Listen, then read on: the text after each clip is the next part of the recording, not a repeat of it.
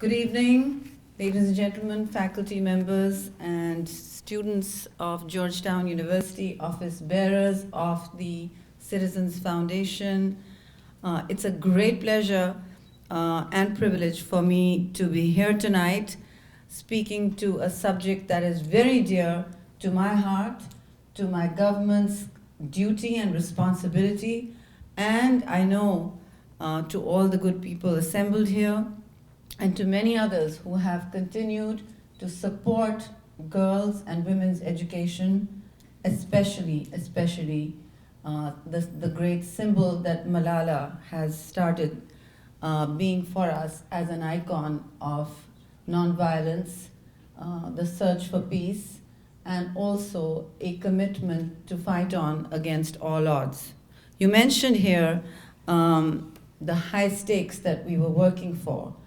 Indeed, these are high stakes, and I think there has to be a very clear recognition of the kind of blood and guts that people like Malala and her parents put in to the battle for daily survival and for the search of a simple, fundamental human entitlement, an education, a primary education, followed, of course, by the right to free speech, which in our polarized world is more and more contested every day as we face new and changing realities. You can tell I'm ad-libbing and looking away from the speech that I should be making, so I will dutifully return to it. But I think that you are entitled to some thoughts from the heart, because this is why we commit our time and resource to gatherings such as this. We recognize and salute people like yourselves, especially young people who come together to commit their time, their resource, and of course their, I would say, passion to not only a country that they come from, but countries and women and causes above our own circle of identity and our own circle of comfort.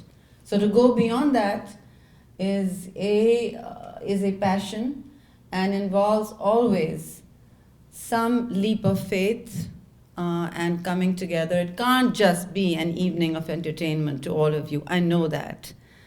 And I would like to take this opportunity to say that many of you can also become the kind of beacons of hope and courage that young Malala symbolizes. And I'm glad here that Mashal, our organizer here, and I'm sure you're one of them, but the person who spoke here very gracefully and poignantly about this cause, did mention that there are many other Malalas out there that don't really gain the kind of recognition we look for. They don't look for it. They want to just go about their lives. And many want to be able to speak freely and breathe freely in an era of freedom and striving for a better life. But I do want to take the opportunity to say we all know Malala's story, but at least let me mention her two young brave friends, Shazia Ramzan and Kianat Riaz, who also fought with her the struggle for their lives, but also continued to commit to a life of great responsibility against serious odds and adversity. And I like to say and think that people are measured most and judged most. The measure of a woman or a man is really when they face a crisis, not when everything is easy or when, I can sail in from a comfortable car into a nice podium. The tough choices are when you have to face things on the front lines. And I'm humbled and happy to say that I am one of those people who like to be on the front lines, and I hope I will have the opportunity to be there again. Of course, in the United States, as ambassador, I face another kind of front line, which is dealing with a struggle almost every day of making sure that Pakistan is not defined by bombs and bullets, or by the Malala Yousafzais only, because Malala is the apex of a pyramid And I want to repeat to you one of the words I have here in this speech. I think one of the good things my young speechwriters got together was that what would be the best tribute we can give to her tonight. And I think that greatness certainly lies in her life for her, not just for her courage, but for having always the presence of mind to say the right thing and to think it.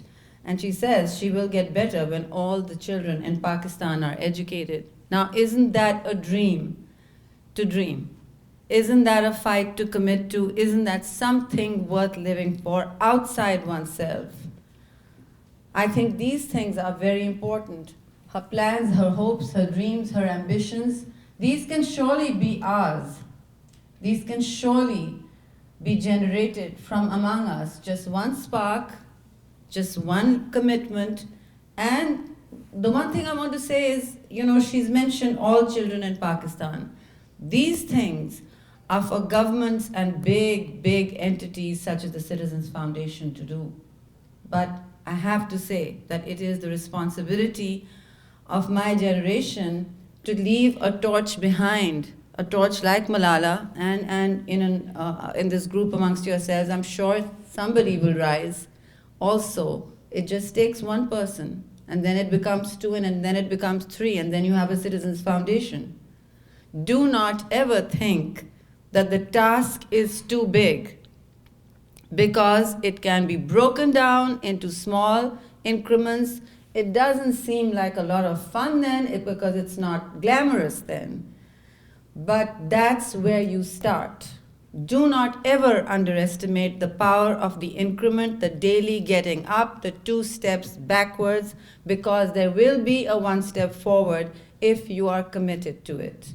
And that 1 step forward is what will take people like yourselves and Malala propelled into at least the first phase of your dream. Because if you have a dream that is above yourself and outside yourself, and that's the only really way to be, because if you're going to be among only dreaming about attaining goals that are individual, then your ambitions will never be realized enough, and you'll always be frustrated. I tell my daughter this all the time, who's 25 now, that you've got to dream dreams outside of yourself. The minute you do that, you're connected to the spirit of humanity and change. And that's what's important. That's what Malala has grasped without ever saying it, without probably articulating it as a philosophy, because that is what it is.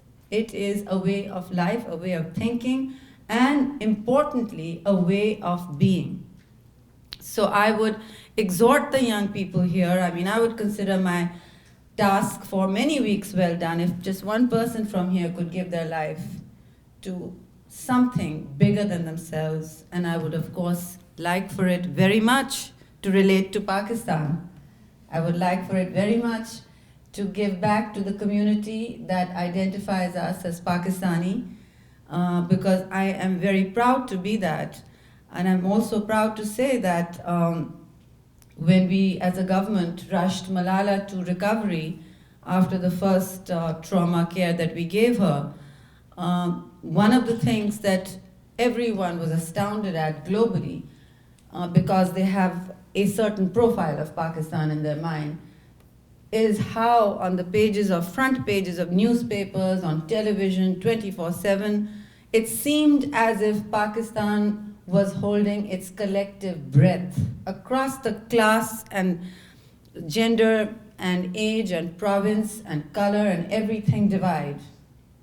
Every Pakistani looked like they were holding their breath. Vigils is one thing. They were praying, they were hoping, they were dreaming, they were talking, and they were coming out in large numbers to support what? To support not just Malala's victory over the extremist mindset that she fought every day in her life, but they also were supporting every young girl, every young person's right to the kind of life they are entitled to as a fundamental human right. So, this is very important. It looked like a turning point in Pakistan, but it really wasn't, Because if you know Pakistan, this is what the Pakistan I know is about. This is the default mode. Because what the headlines capture is, of course, the bombs and bullets. They don't talk about the stories of hope, courage, and resilience, which today we have come together to celebrate. And I hope we will have many such opportunities to celebrate stories such as this and gain from them and learn from them and understand from them. I do also want to take this opportunity to say that it's been mentioned that Malala is up for a Nobel Prize, Peace Prize for this year. No greater honor. She was among the runners-up for the Time magazine's Person of the Year. And also, for us, this is, as I said, bigger than just one person, as she likes to make her life bigger than herself. The President of Pakistan on the 9th of December announced the establishment of a Malala Fund for Girls' Right to an Education in collaboration with UNESCO, with seed money of $10 million from Pakistan. The fund will serve to champion the cause of girls' education, not only in Pakistan, but throughout the world. This is a small act of going outside your own circle. Because we are looking, of course, to bring this, to raise the statistics, to raise the quality of education, but it's not for us about filling the classrooms or jacking up the enrollment statistics. It's not about numbers. It's got to be about successful pedagogy. It's about actual access to that quality education, about crossing the class divide that sometimes polarizes a private and public education, and also about seeing to it that we provide students with necessary skills for the job market. Because that's really one of the calendar of imminent anxieties that should be facing young people as they graduate, because they certainly faced us all when we were in our senior year. And obviously, we do want to look towards closing the gender gap as well in Pakistan. And I do want to speak to this group and say that the subject of female education is actually now a key priority area for Pakistan. This is the government that is closing its first constitutional peaceful transfer of power. So we think that this kind of work is important work. This kind of work, even if it's a building block, requires a great deal of our support. And we also know, like you do, that with nearly half of the 180 million Pakistanis under the age of 30, we have to come up with planning in terms of jobs and in terms of livelihoods for one of the world's largest youth cohorts. They're making music, they're making lovely clothes, they're designing art, they are speaking out, they're coming together to form youth wings of political parties. They're doing all kinds of stuff. They're not really on the front lines of the extremist advance, no. They're doing other things with their life. But they do need the resources and the push that all of us combine together. Sometimes governments can't do it alone, but it's certainly our responsibility to be trying. And I do want to tell you that we have celebrities in our own light, and I quote the name, I want to raise someone's profile here, somebody called Arfa Karim, who became a Microsoft certified software engineer at the age of just 9 years. Some of you may have heard of her, but why I say I want to speak about people like that is to give them encouragement, to give them recognition, which always is a powerful pull and push for young achievers. I also want to mention somebody like Moeen Ali Nawazish, who passed a record 23 A levels. I mean, this is seriously a prodigy. And 21 of them were A's. It's giving me a horrible complex because I only did 6 A levels, scraped right through in 1 year. And so clearly, we have many stars in this pantheon of achievers, and really, we need to move to appreciating that. As far as Pakistani Americans are concerned, I do want to point to the fact that more than 55% of our diaspora here our graduates.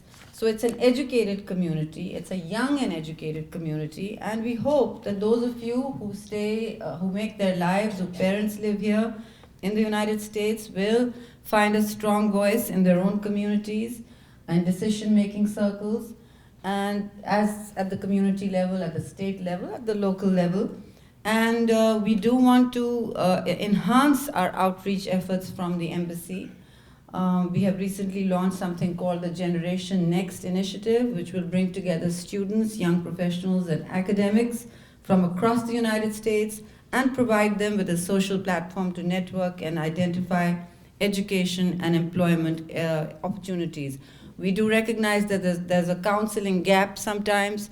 People here don't know what to go back to, how will their career skills or what they've learned in school, at university, take them into real life back home. Where do they find the kind of jobs that they're looking for or what they're trained for? So we are hoping to bridge some of those gaps, and my DCM and myself have committed to a counseling window at the embassy, and we will notify you through our website and other outreach ways as to when and where that will take. Well, it will be at the embassy.